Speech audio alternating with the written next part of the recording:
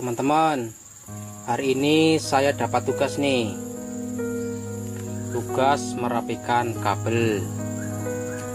Ini sedang dicek-cek jalurnya satu persatu agar nantinya kembali normal dan standar lagi seperti semula. Karena lamanya pemakaian, sudah banyak kabel terpotong, sambungan kabel kurang rapi, tidak terbungkus dengan benar. Ada beberapa kabel yang terkelupas, bekas hubungan arus pendek atau konsleting. Soket kotor dan berjamur. Ini juga jadi penyebab pengantaran arus jadi kurang maksimal. Itulah mengapa sang pemilik sering mengeluh mesinnya sering tersendat. Begitu juga lampunya, kadang redup, kadang terang, jadi bikin jengkel.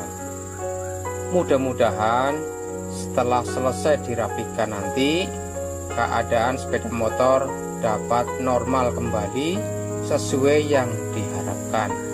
Sebelum saya selesaikan tugas saya ini, saya akan menyempatkan diri terlebih dahulu untuk berbagi dengan teman-teman semua. Saya akan membahas bagaimana cara kerja pengapian CDI sistem arus DC. Inilah perangkat yang digunakan pada pengapian sistem DC. Teman-teman pernah ada yang tanya dengan saya, Mas, kenapa pulser kok ada yang kabelnya 2, ada yang kabelnya 1? Itu perbedaannya di mana, Mas? Apakah itu sama saja? Jawabannya sama, teman-teman. Ini pulser yang kabelnya 1. Kalau pulser yang kabelnya 1, artinya yang ini adalah sistem arusnya atau plusnya, sedangkan groundnya atau masanya yaitu ngambil dari bodinya ini, yaitu ini dibautkan langsung ke baknya ini. Nah, apabila pulser yang kabelnya 2, contohnya seperti ini, yang satu api, yang satu massa, jadi masanya atau groundnya dikeluarkan melalui kabel, tidak melalui badan bodinya. Perbedaannya di situ, teman-teman. Udah jelas ya, teman-teman. Kemudian ada juga coil yang kabelnya 2, ada yang kabelnya 1. Ini kabelnya 1. Kalau yang kabelnya 1, massa bodinya atau groundnya itu ngambil dari bodinya kuil ini sendiri, yaitu ini. Jadi ini ngambil dari sini groundnya. Kalau kuil yang kabelnya 2, groundnya yaitu langsung dikeluarkan melalui kabel. Yang satu untuk arus, yang satu untuk ground, kayak gitu. Kalau yang kabelnya 2, kalau kabel yang 1 seperti ini, masanya ngambil dari sini, dari bodinya. Udah jelas ya, teman-teman? Sudah saya jawab. Mudah-mudahan teman-teman sudah paham. Beberapa hari belakangan ini banyak teman-teman yang bertanya kepada saya mengenai sistem pengapian. Teman-teman punya sepeda motor yang pengapiannya sedang ngadat, padahal businya baru, baterainya juga masih normal, tapi nyendat-nyendat seperti itu bunyinya. Mereka bertanya sama saya, kira-kira apanya ya, Mas, yang rusak? Jadi di sini saya akan cerita ya, teman-teman. Ciri-ciri pulser lemah, ciri-ciri CDI lemah, ciri-ciri kuil lemah. Saya akan cerita sedikit di sini agar teman-teman yang kemarin ini bertanya semakin jelas gitu ya. Karena sepeda motor ini kan cara kerjanya saling berkaitan ya, teman-teman. Jadi jawabannya bisa ini, bisa itu. Jadi nggak tentu, teman-teman. Oke, teman-teman, kita mulai ya. Pertama saya akan cerita ciri-ciri pulser lemah ya teman-teman. Pulser ialah besi bermagnet dililit kawat tembaga halus. Bila ada besi ditempelkan pada ujung-ujung pulser,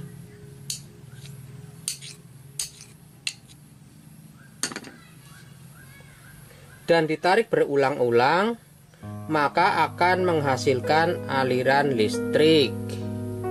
Tapi yang dikeluarkan atau yang dihasilkan pulser arusnya sangat kecil sekali, tidak seperti yang dihasilkan oleh spool. Kalau yang dihasilkan oleh spool itu besar, kalau dikonsletkan ke masanya langsung menyala. Kalau pulser enggak, karena saking kecilnya. Tapi bukan berarti nggak mengeluarkan arus gitu ya, tetap keluar, cuman sangat kecil. Kalau teman-teman pengen membuktikan pulser ini mengeluarkan arus atau enggak, boleh menggunakan avometer atau menggunakan lampu LED gitu ya, yang kecil juga bisa. Diikatkan di sini. Nanti kita tempelkan besi di sini, tarik berulang-ulang ya, seperti yang saya jelaskan tadi. Nanti di sini akan menyala lampunya gitu ya. Oke ya teman-teman, kita tes ya, biar teman-teman lebih paham lagi. Sebentar saya solder sekalian ini lampunya di sini. Nah ini teman-teman, sudah saya solder. Ini lampu LED seperti ini teman-teman.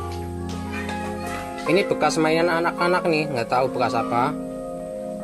Bekas LED yang dikorek api juga boleh, atau teman-teman beli di toko elektronik juga banyak lah ya. Ini kan murah banget.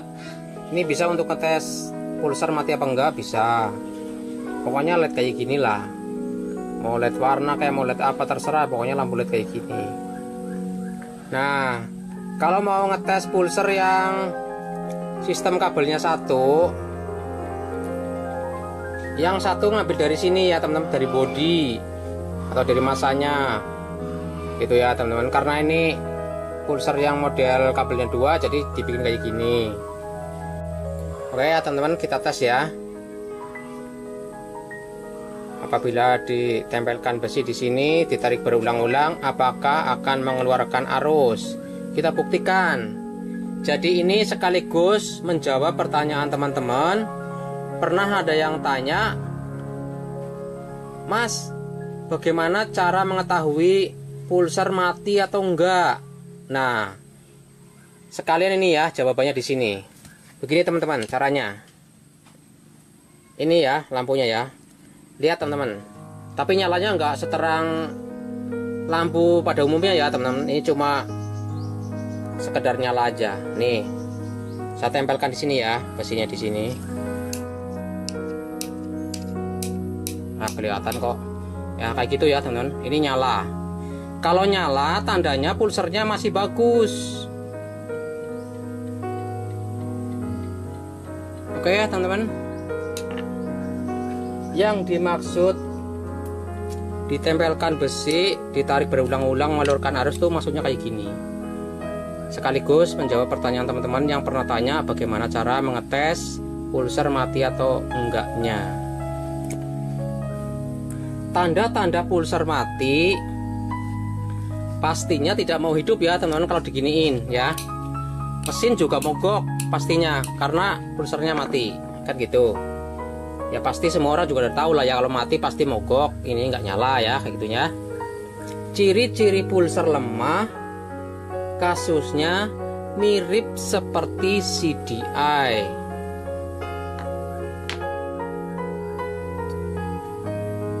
Apabila belum parah, mesin masih mau hidup, tetapi tidak normal. Ketika dihidupkan, suara mesin tersendat-sendat, bahkan susah sekali dihidupkan. Kalaupun hidup, bunyinya tersendat atau tidak normal. Jadi seperti itu ya teman-teman, ciri-cirinya ini. Oke, udah jelas lah ya teman-teman ya, masalah pulser ya. Sekarang ganti masalah CDI biar lebih cepat. Ciri-ciri CDI mati, tentu mesinnya tidak mau hidup atau mogok. Saya yakin semua orang sudah tahu ya, kalau mati pasti mogok mesinnya. Ciri-ciri CDI bermasalah atau lemah, mesin tetap bisa hidup tetapi tidak normal. Biasanya motor kita di knalpot akan keluar asap hitam. Artinya pembakaran tidak sempurna karena apinya tidak maksimal kayak gitu ya teman-teman. Suara mesin berebet atau tersendat mirip seperti kehabisan bahan bakar. Mesin cenderung susah dihidupkan walaupun sudah diengkol-engkol sampai berulang-ulang. Ketika mesin sedang dibawa berjalan, bisa tiba-tiba mati tanpa tahu sebabnya. Nah, itu juga salah satu ciri-cirinya ya teman-teman kalau CDI lemah. Kemudian ketika mesin sudah panas, mesin akan tiba-tiba mati. Nah, itulah teman-teman sifat CDI ketika sudah lemah. Memang susah ya teman-teman, kalau CDI lemah itu susah ditebak karena penyakitnya banyak sekali. Mendingan mati sekalian, kalau mati udah jelas nggak hidup kayak gitu ya. Tapi kalau sudah lemah gitu ya, hidup segan mati tak mau itu, aduh, kadang-kadang susah memang ya. Oke ya teman-teman, seperti itulah ceritanya mengenai ciri-ciri CDI lemah. Sekarang kita lanjutkan ke koil ya teman-teman. Koil adalah salah satu komponen pengapian yang vital. Bisa mempengaruhi kualitas pembakaran dan besar kecilnya percikan bunga api pada busi. Ciri-ciri koil lemah atau bermasalah. Pertama, percikan bunga api merah. Idealnya letupan bunga api berwarna biru. Seharusnya warna biru seharusnya. Kalau percikannya warna merah, boleh dicurigain kuilnya sudah lemah. Seperti itu teman-teman.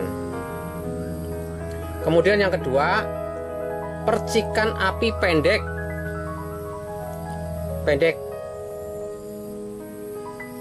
Sehingga busi selalu inginnya dirapatkan. Yang ketiga, busi sering mati atau boros busi, padahal kondisi mesin tidak berasap dan karburator juga sudah benar, sudah bagus, tidak banjir lagi. Tapi businya boros. Nah, boleh dicurigain. Kemudian yang keempat, mesin tersendat di putaran yang tinggi. Ketika sedang ditarik gas dalam putaran yang tinggi tersendat gitu ya, nggak mau plong lah kayak gitu. Apa suaranya? Boleh dicurigai, tapi bukan berarti selalu ininya rusak. Bisa jadi yang lain juga bisa, karena cara kerja mesin itu saling berkaitan, bisa ini bisa itu, tapi salah satunya boleh dicurigain kayak gitu ya, boleh. Kemudian yang kelima, mesin susah dihidupkan walaupun sudah berulang kali diengkol-engkol. Pokoknya susah banget dihidupin, boleh dicurigain. Yang keenam, mesin tiba-tiba mati ketika sudah panas. Sama kayak CDI tadi ya, CDI juga ada ciri-ciri kayak gitunya. Padahal oli mesin tidak berkurang, masih cukup layak lah pokoknya. Pompa olinya juga masih bagus, bekerja dengan baik. Peredaran oli masih normal, tidak ada yang tersumbat. Tapi mesinnya tiba-tiba mati ketika sudah panas, boleh dicurigai ininya. Nah, itulah teman-teman ciri-ciri koil lemah. Mudah-mudahan tambah gimana ya, tambah paham lah kayak gitu ya teman-teman. Silakan analisa apabila mengalami permasalahan pada pengapian. Tapi nggak selalu yang saya jelaskan tadi ya, karena cara kerja mesin itu saling berkaitan sekali lagi. Jadi bisa ini bisa itu. Tapi salah satunya boleh dikatakan yang sudah saya jelaskan tadi. Seperti itu ya teman-teman. Nah, kalau regulator atau kiprok ini, ciri-cirinya kalau sudah lemah, ini harus dites pakai avometer atau tester ya teman-teman. Jadi paling tidak ini mengeluarkan arus 13 sekian lah kayak gitu ya. Kalau kurang dari 12 volt pasti ininya tidak tahan lagi alias sudah lemah, boleh diganti. Kalau ini simple ya teman-teman. Kalau spool, percikan bunga apinya warnanya merah terus kecil, boleh dites juga pakai avometer gitu ya, boleh. Atau tidak keluar api sama sekali, itu tandanya sudah mati kayak gitu. Kalau ini mudah dianalisa nih, gampang nih. Yang susah nih yang pulser, terus CDI, terus coil, itu banyak banget gitu ya ciri-cirinya, kadang-kadang bikin bingung. Tapi mudah-mudahan dengan obrolan saya tadi gitu ya, panjang lebar, teman-teman makin jelas. Oke ya teman-teman, sekarang dilanjutkan, yaitu bagaimana nih cara kerja sistem pengapian CDI-DC. Nah, di sini akan saya rangkai nih teman-teman. Jadi komponen ini akan saya rangkai jadi satu menggunakan kabel gitu ya. Ya kabel-kabel udah saya siapin sih kabelnya, potongan kecil-kecil gitulah ya, mau saya sambung-sambung, nanti dites keluar api nggak dari sini. Nah kayak gitu ya. Jadi cara kerjanya nanti saya tunjukin kayak gitu ya teman-teman. Jadi teman-teman terusin nontonnya ya, jangan di skip-skip biar teman-teman makin paham. Nah ini teman-teman, sudah mulai saya pasang kabelnya. Pertama yang saya pasang kabel untuk ground atau untuk masa bodi. Jadi teman-teman kan kemarin ada yang tanya ya, Mas, kabel bodi atau kabel masa itu disambung-sambung semua ya Mas? Jawabannya iya teman-teman, disambung-sambung semua. Oke, saya deketin ya. Nih teman-teman, di sini disambung-sambung. Ini yang arah kiprok, sambung. Ini nanti yang arah ke sini. Nah, ini arah ke CDI. Ini arah ke masa bodi di batangan. Ini ceritanya batangan sepeda motornya ya, teman-teman. Ceritanya. Ini hanya sebuah besi, tapi anggap saja ini adalah batangan sepeda motornya, karena ini kan dirangkai di bawah kayak gini. Jadi ini perlu butuh kayak gini. Nah, ini kan koil yang kabelnya satu. Jadi masanya ambil dari bodinya ini ya. Jadi di sini dibaut bareng sama batangannya. Ini batangannya ya. Jadi kabel masa bodi atau kabel ground dari segala arah sambung menyambung menjadi satu. Muara akhirnya disambung atau dibautkan ke rangka batangannya. Anggap saja ini rangka batangannya. Seperti itu teman-teman. Jadi dari kiprok juga nyambung ke rangkanya. Dari sini juga disambungkan ke rangkanya. Dari sini disambungkan ke rangkanya. Di sini juga semua. Tapi nggak langsung disambung ke rangkanya masing-masing gitu ya teman-teman, karena nanti kesannya semrawut gitu ya, morat-marit jadinya. Maka dari itulah disambung-sambung aja dulu semuanya kayak gini. Nanti terakhirnya salah satunya baru yang disambung ke rangka batangannya kayak gitu, biar rapi kayak gitu ya teman-teman. karena lumayan banyak juga ya yang teman-teman tanya mengenai kabel ground. Kabel ground itu kemana mas, arahnya mas, terakhirnya kemana? Ya kayak gini teman-teman, pokoknya semua nyambung jadi satu, terakhirnya atau muara akhirnya disambungkan atau dibautkan ke rangka sepeda motornya. Oke, udah jelas ya teman-teman, tinggal disambung-sambungkan aja ya, sambung-sambungkan. Oke, kita lanjut.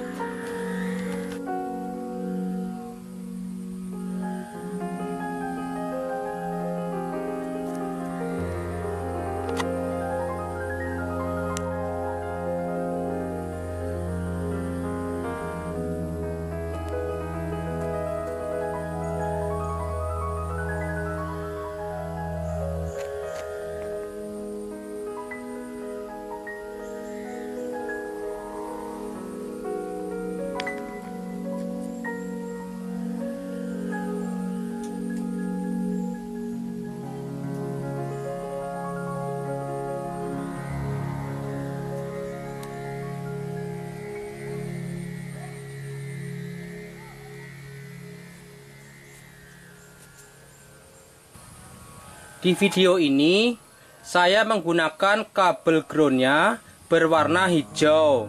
Kabel ground ini yang digunakan oleh perusahaan Honda atau produk Honda, yaitu warna hijau. Kalau teman-teman mau menggunakan kode warna dari perusahaan lain boleh, seumpamanya Suzuki. Kalau Suzuki, kabel groundnya tidak berwarna hijau seperti ini, tapi menggunakan kabel berwarna hitam strip putih. Kalau Yamaha warna hitam seperti itu. Berhubung saya punyanya kabel warna hijau ini punya Honda, jadi saya gunakan warna Honda aja yang warna hijau. Gak apa-apa ya, sama aja ya teman-teman. Mau Suzuki, Yamaha, Honda, perjalanannya sama kayak gitu juga. Hanya beda di warna-warna kabelnya aja kayak gitu. Oke ya teman-teman, kita lanjut. Urusan ground sudah saya jelaskan panjang lebar ya, saya rasa sudah jelas. Selanjutnya saya akan menyambung kabel dari pulser sini, ini pulser ya, mengarah ke CDI. Ini kabelnya sudah saya buat cok-cokannya.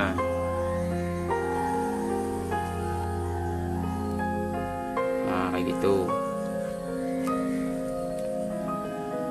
Ground dan kabel pulser ke sana udah. Lanjutkan lagi. Sekarang saya lanjutkan, akan menyambung kabel dari spool untuk pengisian, mau tak sambungkan ke regulator kayak gitu ya teman-teman.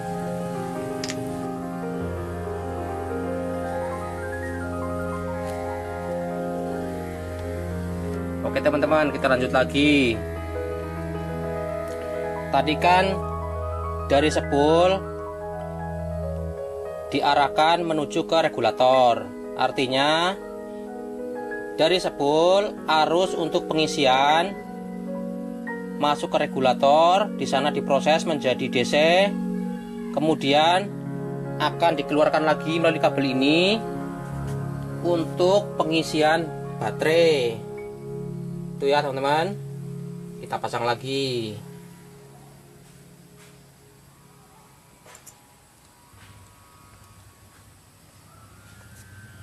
Nah ini kabelnya ke baterai. Nah ini nanti ke kontak.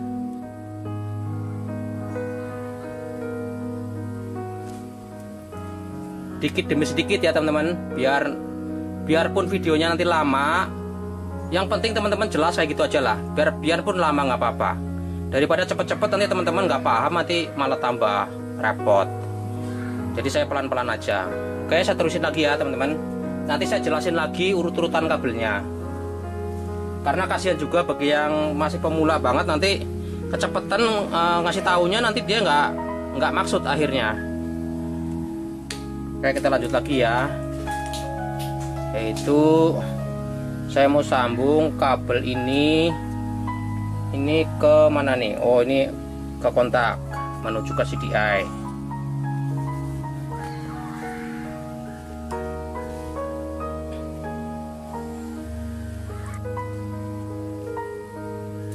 Jadi kalau teman-teman sepeda motornya Suzuki, Yamaha atau jenis sepeda motornya beda, tinggal disesuaikan aja.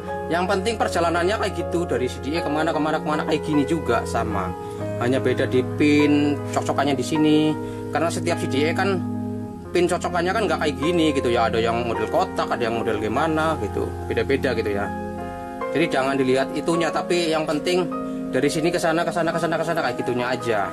Kalau warna kabel, memang setiap sepeda motor punya kode warna yang masing-masing. Suzuki beda, Yamaha beda, Honda beda. Tapi kalau semua Honda sama, semua Yamaha sama, semua Suzuki sama, kayak gitulah. Kira-kira kayak gitu.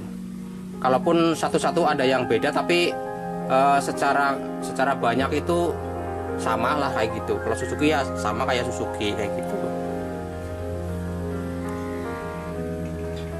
Oke, ini nanti jalurnya ke sini teman-teman, ke kontak. Jadi disesuaikan aja dengan warnanya.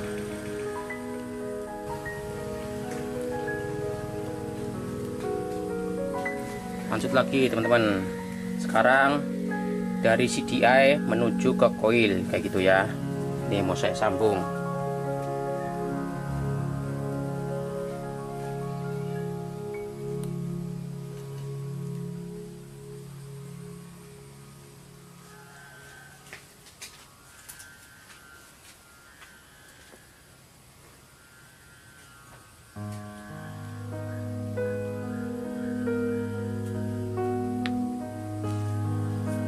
Nah, udah selesai. Perjalanan kabelnya, pengapian sistem CDI DC kayak gini teman-teman. Jadi ini magnet akan dijadikan pembahasan aja, karena ini kan kondisi kabel-kabelnya ini kan lagi di bawah kayak gini ya, jadi nggak dipasang. Ya ini cuma untuk membantu menjelaskan aja, karena ada hubungannya nanti ya dengan tonjolan magnet ini untuk menjelaskan masalah di pulsernya nanti. Oke teman-teman, saya mau jelasin dulu sebentar ya teman-teman. Mau saya urut lagi kabelnya biar teman-teman makin jelas saja. Nah, khususnya bagi anak-anak atau adik-adik yang masih sekolah STM teknik mesin gitu ya. Wah, ini wajib nonton kayak gini, karena ini juga seperti pelajaran kayaknya gitu ya, seperti pelajaran juga. Jadi lumayan lah, supaya nanti ada tugas dari gurunya, teman-teman yang masih sekolah itu sudah lebih paham duluan kayak gitu. Jadi nanti nggak susah kalau mengerjakan tugas. Dari spool kabel yang mengeluarkan arus tuh ada dua ya. Di sini kabel warna kuning dan kabel warna putih. Kabel warna kuning ini kan untuk lampu penerangan. Sedangkan di sini nggak membahas lampu penerangan. Jadi di sini ya dipasang sih, cuman di sini nggak disambung. Cuman ya putus kayak gini aja. Itu juga di sini di regulatornya. Karena memang lagi nggak bahas lampu penerangan gitu ya, lagi bahas sistem pengapian, jadi nggak dipasang. Jadi yang kuning ini nggak dibahas ya, saya hanya bahas yang kabelnya putih aja nih, yang untuk pengisian. Jadi kabel ini yang putih untuk pengisian, yang dihasilkan oleh spool dialirkan melalui kabel warna putih di sini. Nah, ini kabelnya dimasukkan ke regulator. Nah, setelah masuk ke regulator, di regulator di sini tuh diproses agar yang tadinya arusnya AC menjadi DC. Diproses di sini. Setelah sudah DC, dikeluarkan lagi melalui kabel warna merah. Nah, dikeluarkan lagi melalui kabel warna merah untuk apa? Yaitu untuk pengisian baterai. Tapi sebelum masuk ke baterai dikasih sekring di sini kayak gitu. Nah, ini yang masuk ke baterai ini dari sini, dari regulator yang awal dari spool kayak gitu. Tapi di sini kasih cabang.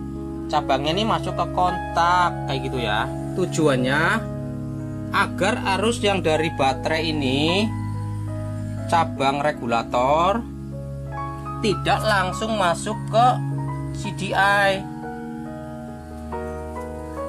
Dikasih putus sambung dulu di sini melalui kontak gitu.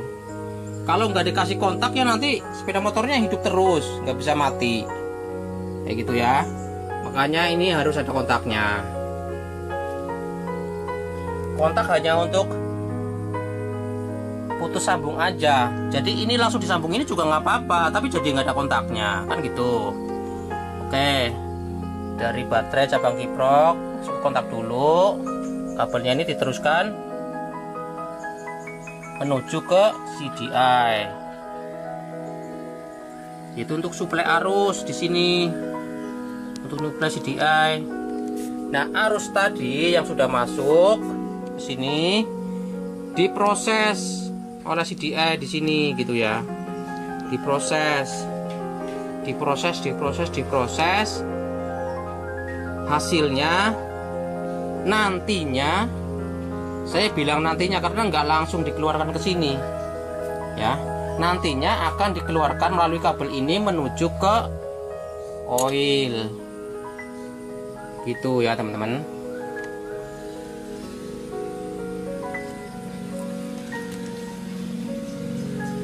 Jadi kapan mas CDI mengeluarkan arusnya ke koil? Ada aturannya ya teman-teman, ada aturannya. Aturannya seperti apa? CDI belum mengeluarkan arusnya, arus masih tetap di sini aja, belum dikeluarkan melalui kabel ini menuju ke koil, belum. Nunggu perintah dari kabel ini. Kabel ini kabel apa mas? Kabel ini adalah kabel yang menuju ke pulser. Jadi yang memerintahkan CDI mengeluarkan arusnya ke kuil itu pulser. Kalau belum disuruh sama pulser, arus yang di sini belum bisa ngalir ke koil kayak gitu. Nunggu perintah dulu, nggak langsung bisa mengalir karena di dalam sistem CDI di sini ada semacam, ya katakan mudahnya ngomong itu ada sistem buka tutup arusnya kayak gitu. Katakan gampang ngomongnya kayak gitu aja lah dulu ya. Saya males ngomong ribet-ribet. Ada buka tutup arusnya. Jadi buka tutup arusnya itu otomatis. Pintu agar arusnya terbuka dan mengalir ke sini, itu yang bisa buka adalah pulser. Pulser akan mengeluarkan arusnya. Arus yang sangat kecil itu hanya digunakan untuk membuka pintu aja. Membuka pintu agar pintunya terbuka dan kemudian arusnya keluar deh menuju ke koil. Kalau pintunya masih ketutup kan nggak bisa keluar arusnya. Itu ya anggap aja keran lah kayak gitu, kayak ibarat air keran kayak gitu. Jadi ada buka tutup kerannya kayak gitu, ibaratnya air gitu loh. Jadi aliran arus yang dari pulser sana akan masuk ke sini, akan membuka keran agar kerannya terbuka dan arus yang ada di sini yang sudah diproses akan keluar kemudian masuk ke koil. Kayak gitu teman-teman. Jadi kapan mas pulser mengeluarkan arusnya? Pulser akan menghasilkan arus setelah dilewati oleh tonjolan yang ada di magnet ini. Tonjolan besi yang ada di magnet ini dilewatin ini dulu, baru pulser menghasilkan arusnya. Dan arusnya akan digunakan untuk membuka keran di sini agar kerannya terbuka. Arus di sini akan keluar, akan mengalir ke koil karena kerannya di sini dibuka sama pulser kayak gitu. Gampangnya ngomong kayak gitulah ya. Karena kalau pakai bahasa yang susah nanti susah juga gitu ya, dicerna kayak gitu susah. Saya juga ngomongnya susah juga kalau kayak pakai bahasa yang nggak terlalu dipahami kayak gitu. Diibaratkan air ya keran kayak gitu. Jadi di sini ada kerannya kayak gitu.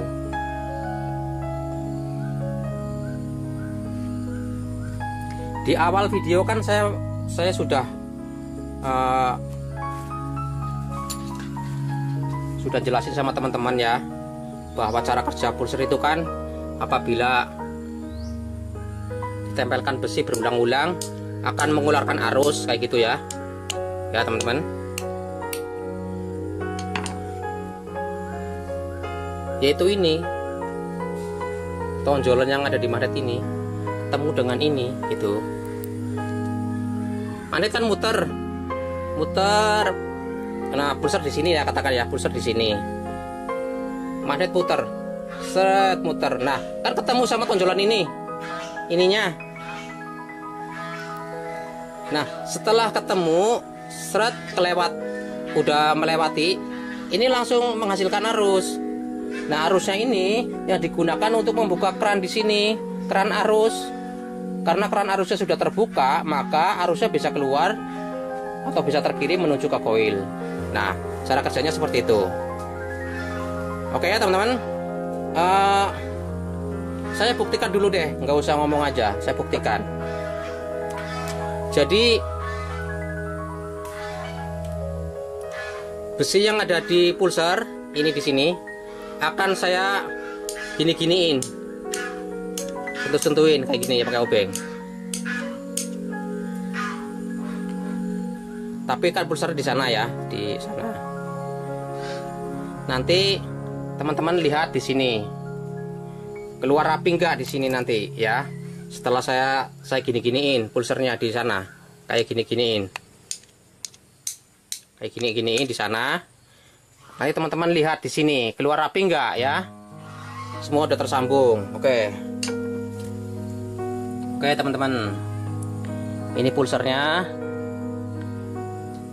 akan saya sentuh-sentuhin pakai obeng ini agar menghasilkan arus. Nanti akan dikirim menuju ke CDI untuk membuka keran atau untuk memerintahkan CDI agar mengalirkan arusnya ke koil kayak gitu. Nah, disentuh-sentuh kayak gini ya teman-teman. Nanti kan keluar arus. Nah, oke. Saya akan menyentuh-sentuh kayak gini di sini ya kayak gitu. Tapi kameranya akan saya arahkan ke koil gitu ya. Oke, saya arahkan ke koil dulu. Nanti nggak kelihatan.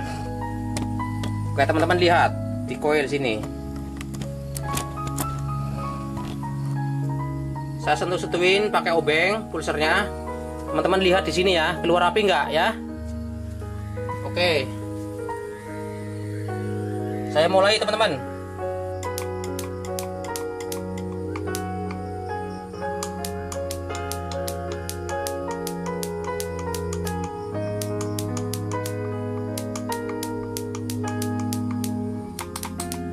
Keluar ya teman-teman, keluar. Nah seperti itu teman-teman, cara kerjanya tuh kayak gitu, sistem pengapian CDI DC. Lihat lagi teman-teman, tapi kelihatan apa enggak ya? Udah agak diginiin dikit. Nah ini teman-teman.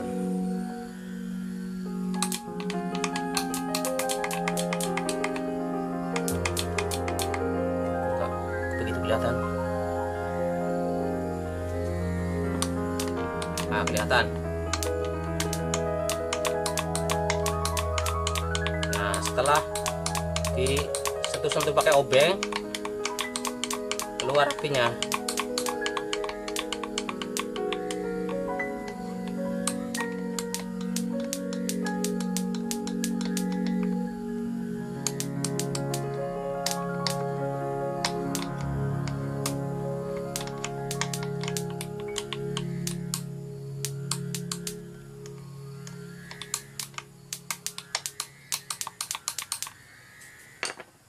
Oke, seperti itu ya teman-teman, cara kerjanya kayak gitu. Jadi harus ngambil dari baterai semuanya, 100% dari baterai.